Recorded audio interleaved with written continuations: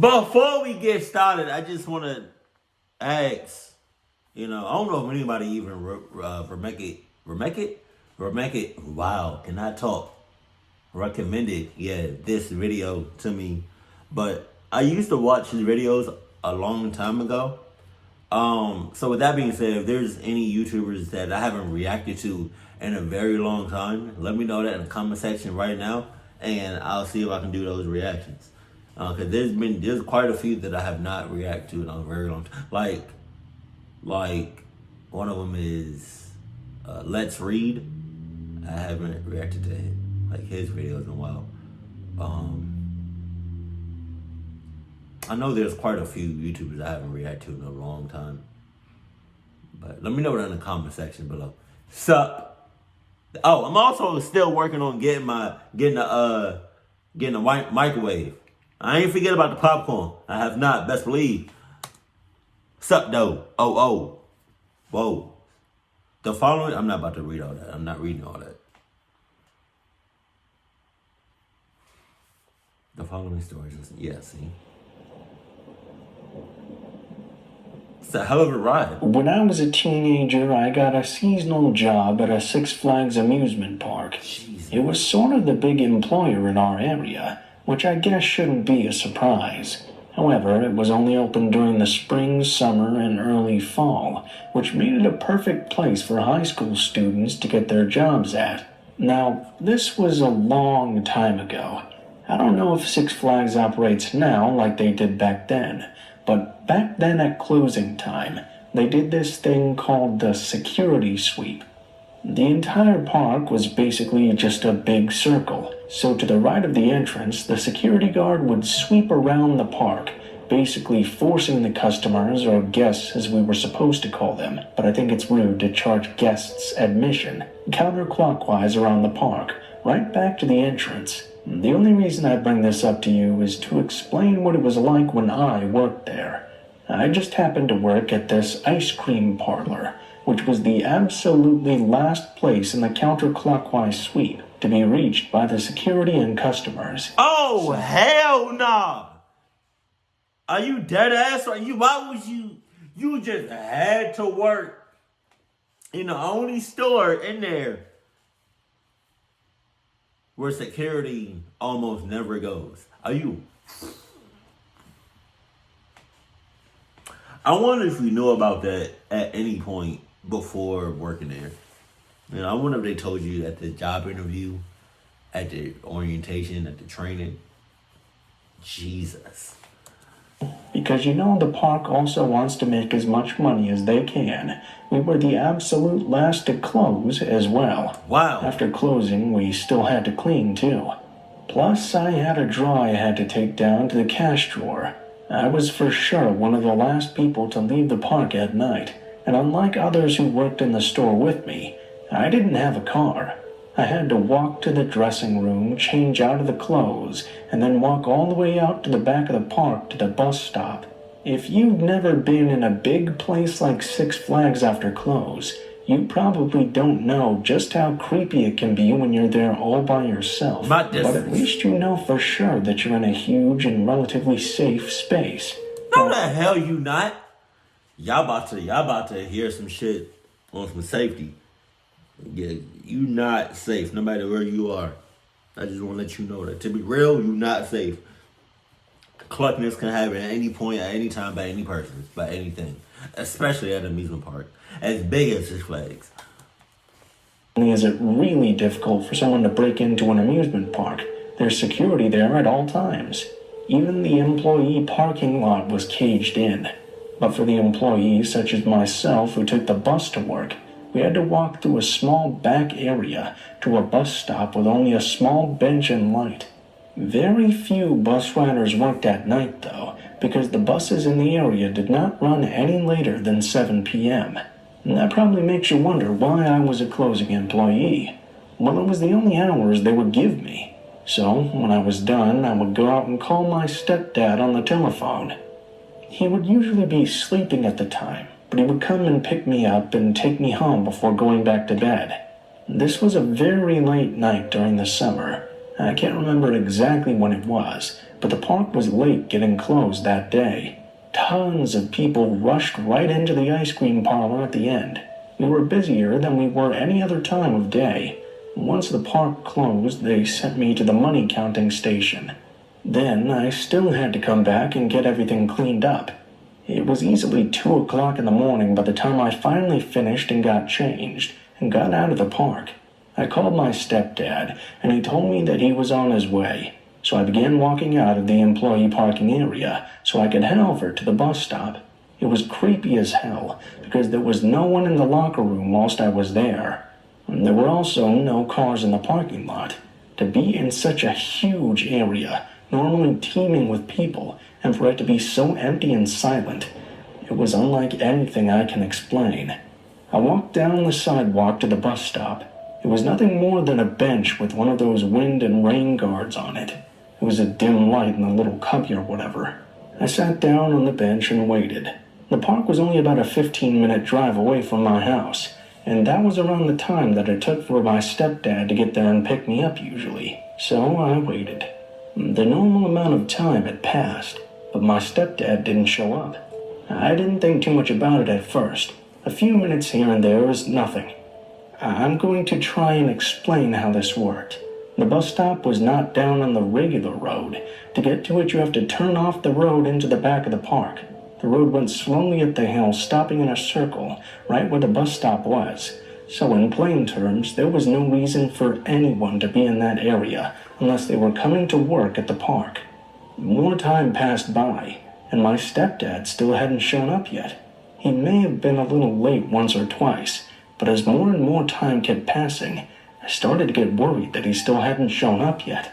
And this was in the early 1990s, so I didn't have a cell phone. The payphone I used to call him was in the locker room. I wouldn't be able to get back in there, because the door I exited was now locked. I had no avenue to call him and see why he hadn't arrived yet. All I could do was sit there and wait until he showed up. After waiting for a little while, looking down the road absent-mindedly, I noticed something a little bit strange.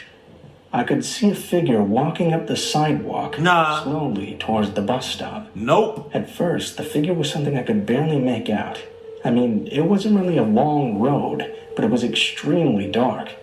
Although I thought it was very weird that someone was out there walking so late, I didn't really put a lot of thought into it.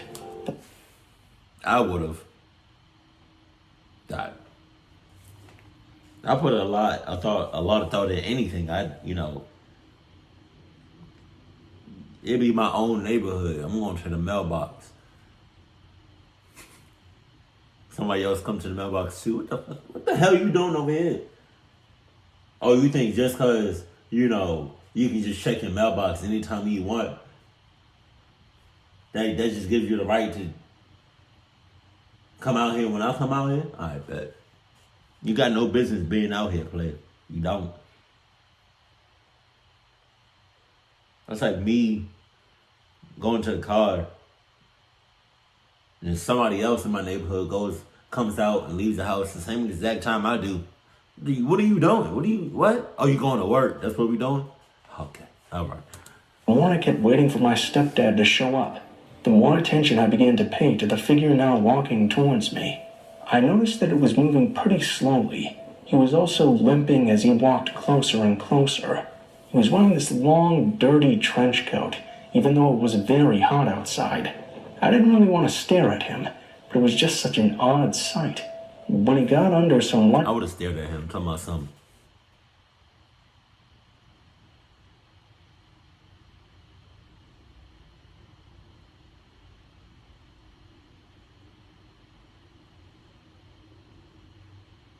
My eyeballs. Blink, blink, blink, blink, blink. finally, he looked even stranger to me. I mean, he may have been a homeless guy, and I guess he passed as one if he didn't. I watched as he stopped and picked up a handful of gravel from the side of the road. What the hell was this guy doing? As he got closer to the bus stop, I watched him make a sudden movement. I wasn't sure what that movement was meant to be until something hard hit the glass on the side of the bus stop. Oh no. He had thrown a large rock at it. I jumped. The rock nearly struck me.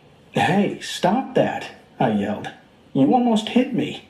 He got closer and threw once again. This time the rock smacked me right in the forehead. Jesus. It broke the skin and was incredibly painful. I ran behind the bus stop as he began pelting rocks at me. As he got closer, I realized he was wearing a rubber mask he had likely had from a part of a Halloween costume. He kept throwing rocks and hitting the glass. Then, I saw him draw something that looked like a knife out of his jacket pocket, and I felt my blood turn cold. The guy was distracted, though, because a set of headlights began coming up the road. I noticed it was my stepdad in his pickup truck. The guy turned around and looked at the truck. Then he dropped the leftover rocks and took off through the trees by the side of the road. My stepdad finally showed up to pick me up.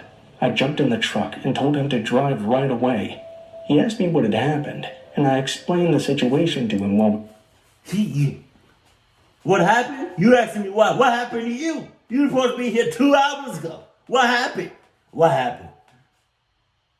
What happened? All right, bet. Don't talk to me. Don't talk to me. You said divorce papers on deck. Drove off. It was such a surreal experience, I wasn't sure if it even really happened. I found out later my stepdad had accidentally fallen back to sleep after waking up. You an ass. He apologized for me, but it didn't really matter too much. I was just glad he arrived in time to help me.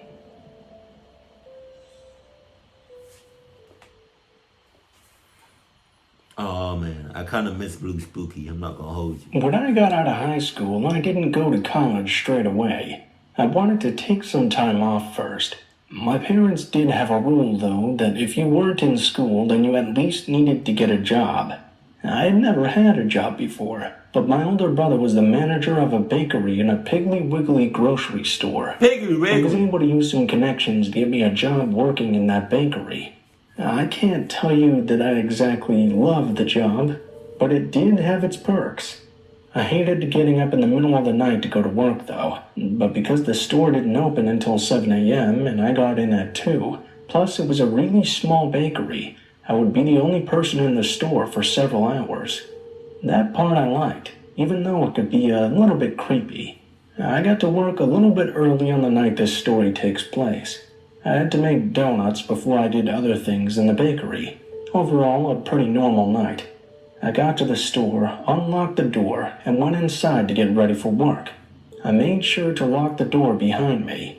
Now, the lights in the entire store were out.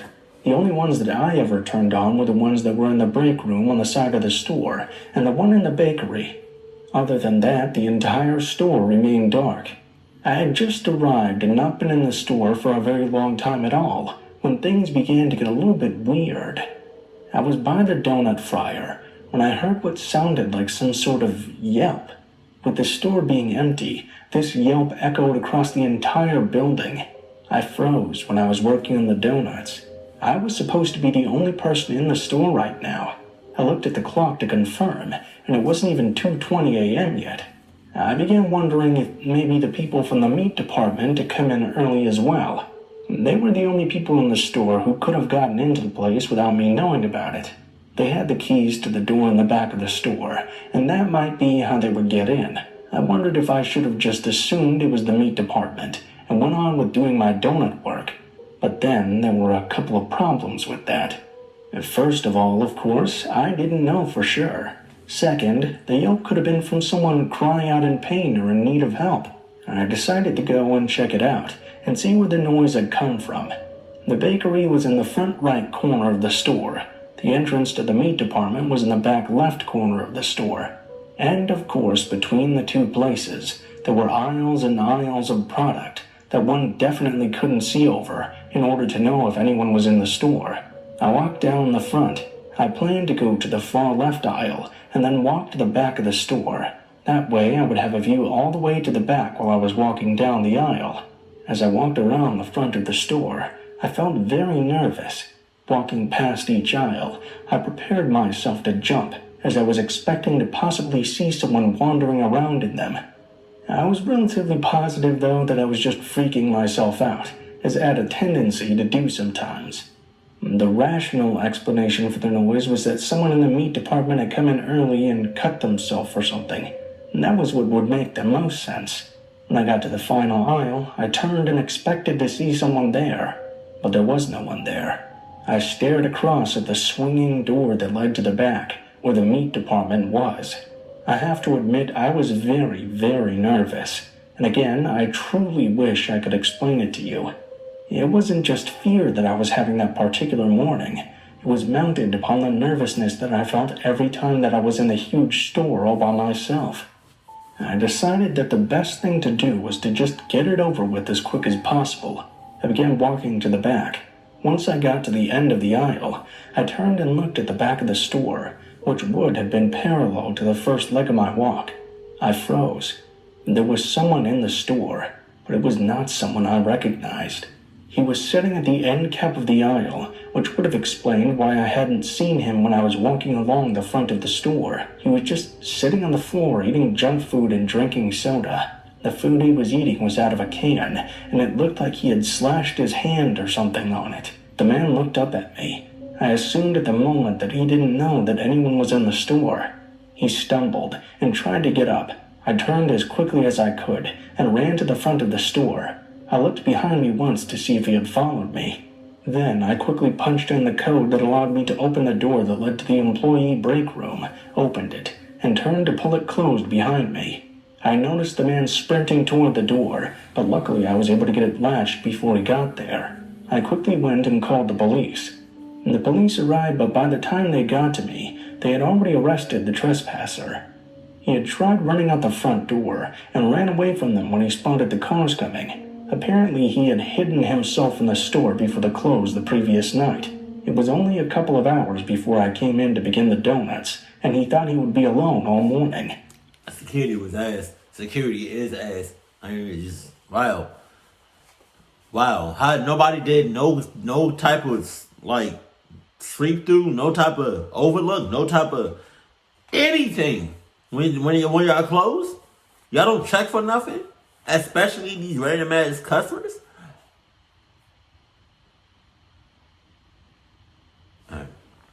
The whole experience was really creepy and didn't make it any easier for me to be there in the store by myself going forward.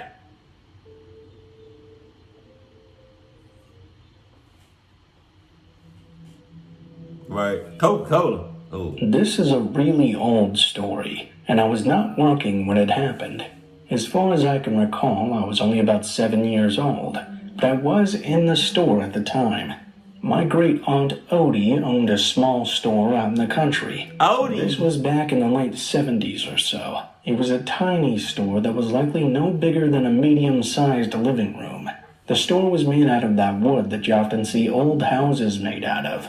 I don't know if the wood starts out gray in the beginning, but it definitely was by the time I was there. The store was in a very rural area, like I mentioned. I always enjoyed going there and getting little 10-cent boxes of candy and a bottle of Pepsi. This was back when they had those really tall pop bottles that you would return to the store after you drank them.